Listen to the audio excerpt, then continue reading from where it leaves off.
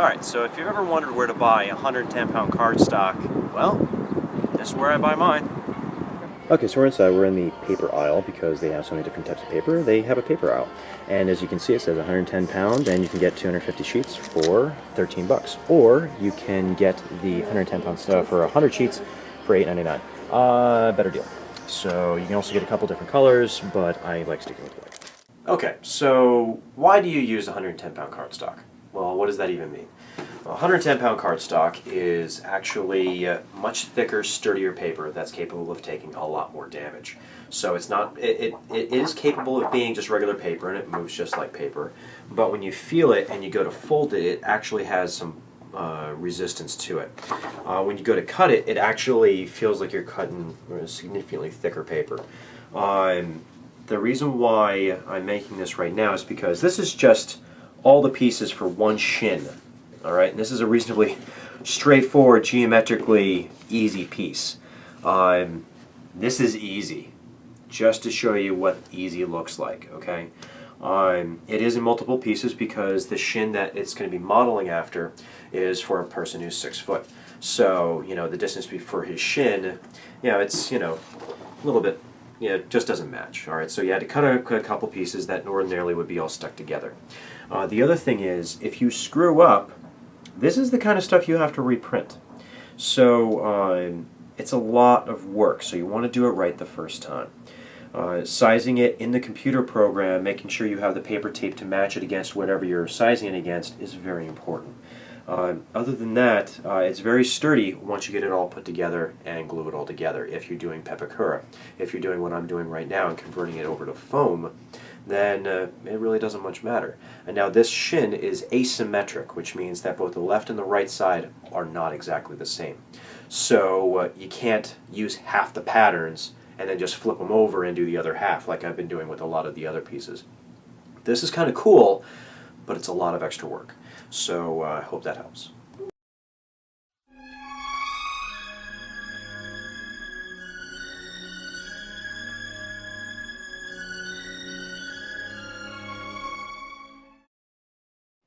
Alright, so quick safety tip for dealing with sharps or with blades and things of that nature.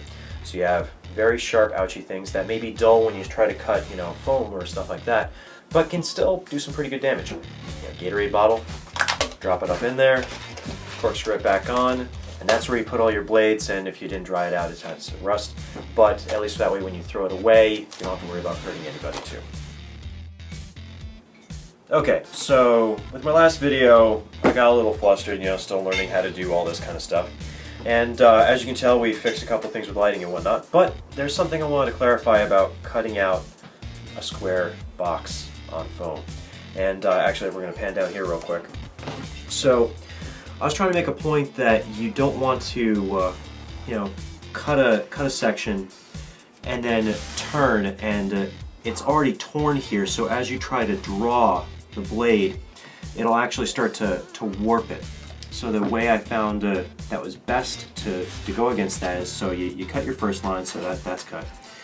You go the opposite direction you think I'm right-handed, so I usually go things counterclockwise, but I then go to this and then cut.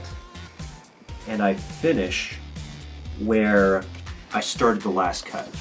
And then I go again, fresh and clear, and then do that again. Alright, so on and so forth. And then now I've cut on both sides, alright, and over here, so I just need to cut this line here now.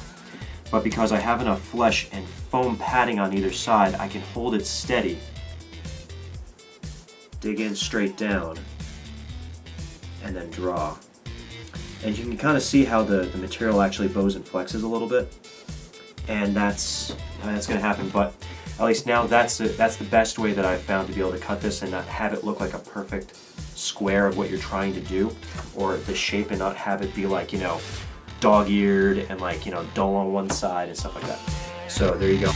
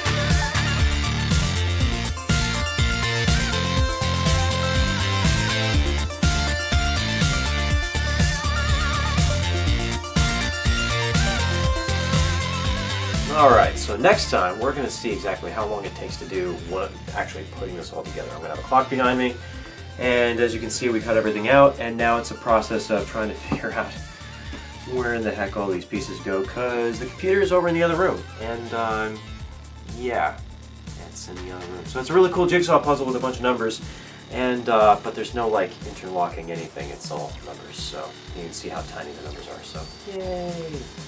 Anyway, until next time, we'll hopefully have this completed and ready and set for you. So, see you then.